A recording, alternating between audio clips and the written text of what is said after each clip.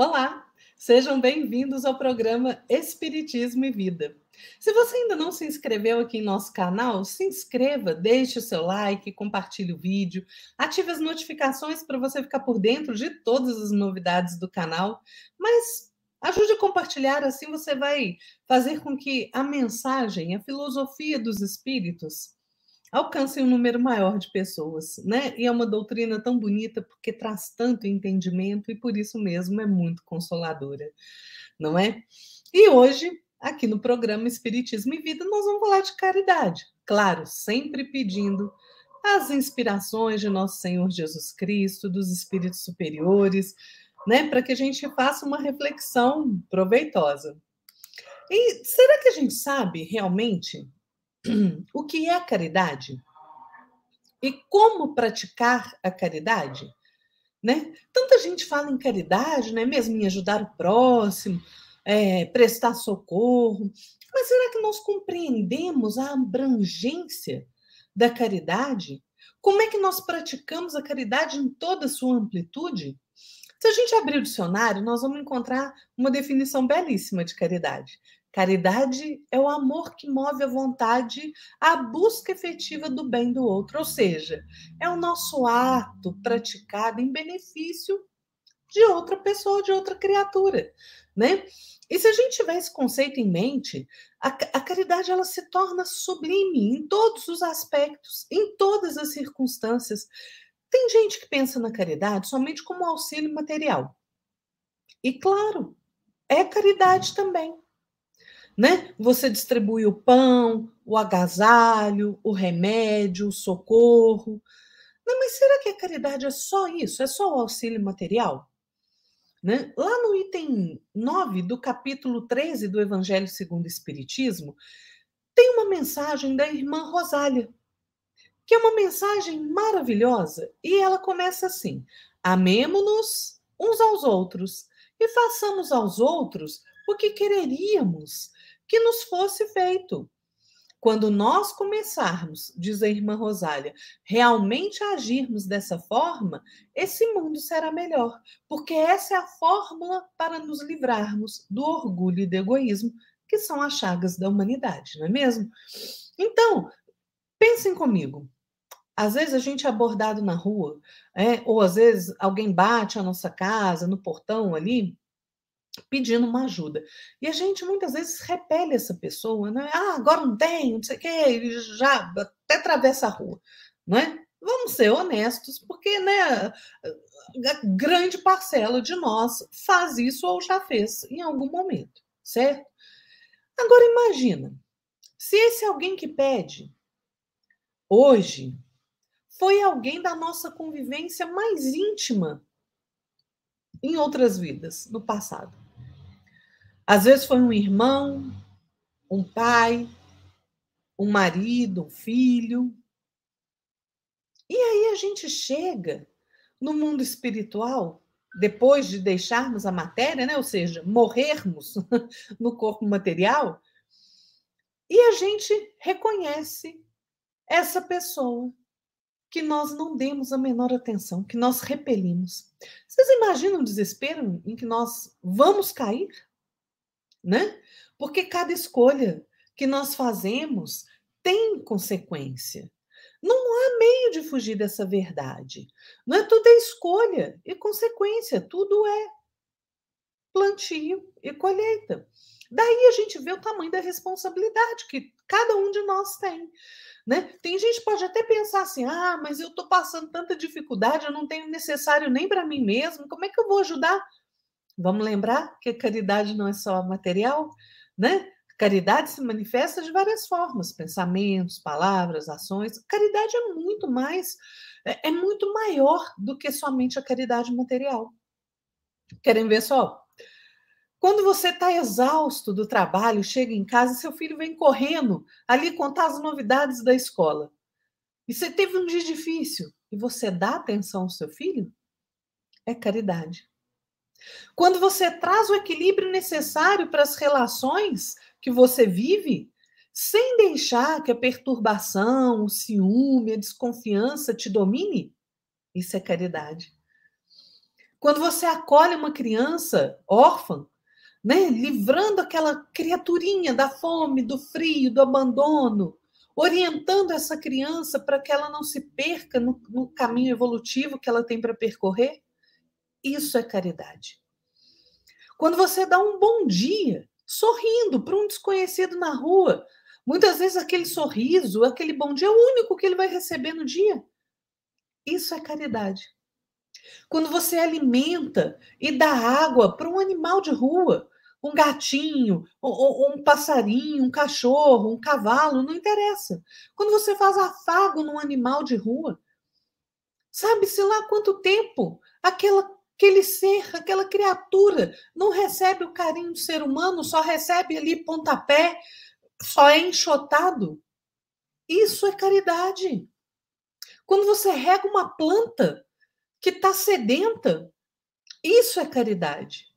Quando você é indulgente com o erro do outro, porque nós erramos muito, nós não pedimos perdão o tempo inteiro, nós não pedimos perdão a Deus o tempo inteiro. Então, quando eu peço perdão, quando eu perdoo, quando eu sou indulgente, isso também é caridade. Emmanuel tem um texto muito bonito no livro Fonte Viva, em que o título da mensagem é Acordar e Erguer-se.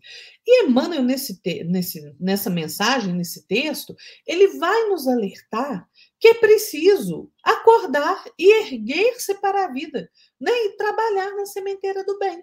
Ele vai dizer textualmente assim: esforcemo-nos por alertar os nossos companheiros adormecidos, mas não olvidemos a necessidade de auxiliá-los no seu erguimento, ou seja, não vamos esquecer do auxílio daqueles que nós fazemos, aqueles que ainda estão dormindo, ignorantes ainda das leis de amor do Pai, né? Então é preciso que a gente utilize a nossa capacidade de raciocínio, né? E não ficar mais à mercê de enganos desastrosos, gente, para nós mesmos, para as pessoas, para as criaturas que convivem no nosso entorno e para a coletividade. Nós precisamos agir sem medo, começar sim a frear pessoas com atitude de desequilíbrio, ter maturidade suficiente para aprender que o sim e o não podem e devem fazer parte desse sistema de harmonia coletiva, né? Gente, é muito mais proveitoso a gente falar não na hora certa do que ficar dizendo sim, sim, sim, sim, sim, e comungar ali com o desequilíbrio do outro, né? Isso não é caridoso. Não é caridoso você passar a mão na cabeça de quem erra sem alertá-lo. Não é você esbravejar, brigar, xingar, diminuir a pessoa, não. É alertá-lo. Olha, você está percebendo por qual caminho você está indo? Você já parou para pensar nisso? São esses os valores que você quer carregar mesmo? Agora, se a pessoa quiser continuar, ok, é a escolha dela, né? É o plantio e a colheita de cada um, né? Agora, é nosso dever, sim, agir com caridade. Ou seja, alertar quando o outro está cometendo equívoco e engano, e longe de achar, gente, que nós somos detentores da verdade, né? Que a verdade está. Não é isso. Mas nós temos que ser maduros. Muitas vezes nós enxergamos melhor que o outro que ele está indo por um caminho ruim. Uma mãe muitas vezes enxerga que o filho não está indo por um bom caminho. E aí vai fazer o quê? Vai passar a mão na cabeça da criaturinha? Ah, tá tudo bem. Quer ver um exemplo? Seu filho chega da escola com um estojo de lápis que não é dele. Aí você vai falar o quê? Não, não, não, esconde isso aí, deixa pra lá, deixa pra lá. O que você está ensinando seu filho? Que ele pode fazer o que é errado, que não tem consequência. Qual é o certo a fazer? Pega esta criaturinha, volta na escola e fala: olha, isso aqui, você vai falar para o seu filho fazer. Isso aqui não é meu. Eu peguei, estou devolvendo, peguei inadvertidamente. Isso é ensinar. Isso é você ensinar aquele espírito que está sob a sua tutela que existe o certo e existe o errado. Porque muitas vezes, com a desculpa da gente ser aceita pelas outras pessoas, a gente está sendo conivente com erros, gente, desequilíbrios que podem nos levar à nossa própria ruína.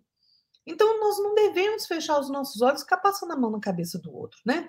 Quando for para impedir o mal, quando for para impedir que o mal prossiga na sua ação destruidora. Isso é caridade também. Tudo é questão de bom senso e caridade, gente, conosco e com aquele que erra. Então, a caridade é realmente esse amor que move a nossa vontade em auxílio ao próximo, seja o próximo quem for. A caridade, ela precisa pautar todos os atos que nós praticarmos. Por quê? Qual que é o contrário da caridade? É o egoísmo, é a ganância, a maldade, a malquerência, a malevolência, a desumanidade, né? A perversidade, a crueldade, a atrocidade, a raiva, a cólera, tudo isso é contrário à caridade. E tem uma caridade, né, que é muito difícil da gente praticar, né? Que é a caridade moral. O que é a caridade moral?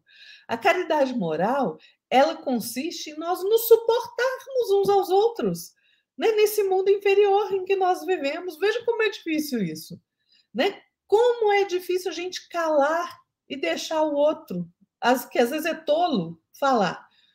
Como é que é difícil a gente não se exasperar diante de uma zombaria, por exemplo, né? Como que é difícil a gente ser cego diante daquele sorriso de desdém, né? Quando às vezes você está conversando, falando, a pessoa não comunga com a sua ideia, pensa de forma contrária, ela dá aquele risinho de desdém. Pois é, mas o nosso dever é nós nos esforçarmos para praticar essa caridade moral em todo o tempo, nos suportando e nos respeitando diante de toda e qualquer diferença de crença, de pensamento, de ação, em qualquer espectro, religioso, político, científico, não interessa, emocional, não interessa. Né? E nós temos também a caridade para com os criminosos, né? Jesus não nos ensinou amai o seu inimigo. Mas como é que eu vou amar o meu inimigo? Ele quer o meu mal. Como eu vou amá-lo? Tem várias formas de ser caridoso com o inimigo. Primeiro, não deseja o mal a ele. Faça uma oração para ele. Todo aquele que é criminoso, gente, ele também é criatura de Deus, é nosso irmão. E isso não quer dizer que a gente tem que passar a mão na cabeça dele, não tem que ficar chamando ele de meu irmãozinho, coitadinho de você. Não, vamos parar de infantilidade, né? Vamos fazer aquilo que cabe a cada um de nós fazer. Vocês querem ver? Tem um caso que aconteceu nos Estados Unidos já há bastante tempo, já não é recente, tem bastante tempo, que um rapaz de 19 anos ali trocando tiro com a polícia, ele era traficante, ele acaba atirando num adolescente de 14 anos, né? E esse adolescente morreu. No julgamento do rapaz, né, lá nos Estados Unidos é diferente daqui do Brasil, né, tem um momento ali que a família da vítima ela pode falar, né?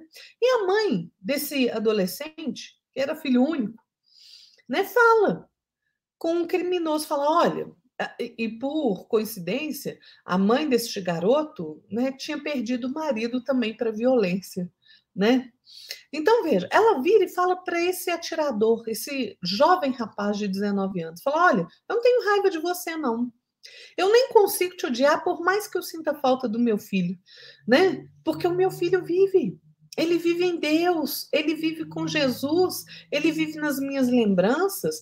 Então, apesar da minha dor ser enorme, eu me sinto reconfortada por saber que eu vou reencontrar meu filho. Mas por você, eu sinto um pesar enorme. Porque você é novo, você vai passar o resto da sua vida na cadeia, você perdeu sua vida.